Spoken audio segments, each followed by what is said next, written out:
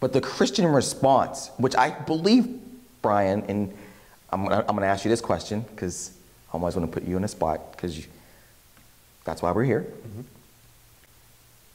This freeing concept, in my opinion, of I can be racist in 1 minute and anti-racist in the next. And the Christian response, which again is freeing, is I need to be working toward being anti-racist more minutes than I'm racist.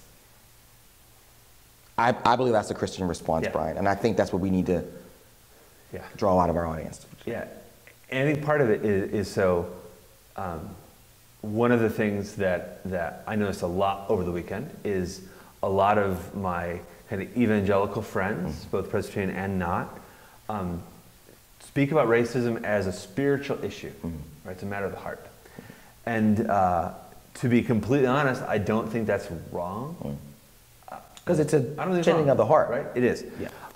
But I also think that there's a danger in it that we know historically there are a whole lot of people who loved Jesus, who went to church and owned a lot of slaves. Right? So conversion into faith is not a cure for racism. That's right. But the example of Peter, I think, is really helpful. Right? So Peter was not a disciple who needed his heart changed. Right? He was the exuberant one. He did some questionable things, jumped out of a boat and that kind of stuff. But clearly he trusted Jesus, right? His heart, is, in our language, he was committed, right? He had committed his life to Jesus. And yet, when it came to Gentiles, he had some concern. And keep in mind, he was probably amongst those who saw Jesus with the woman at the well. So he had seen this embodied by his rabbi and his teacher. And yet still, when it came to him, he was like, whoa, right? And it took a dream, and it took Cornelius, and it took those things. And even we find out later, he still struggled with it. It didn't end. That's right. Suddenly, so he's committed to Jesus, he has this breakthrough experience, and then later on, Paul's given him a hard time about how later he backed away. That's right. Right?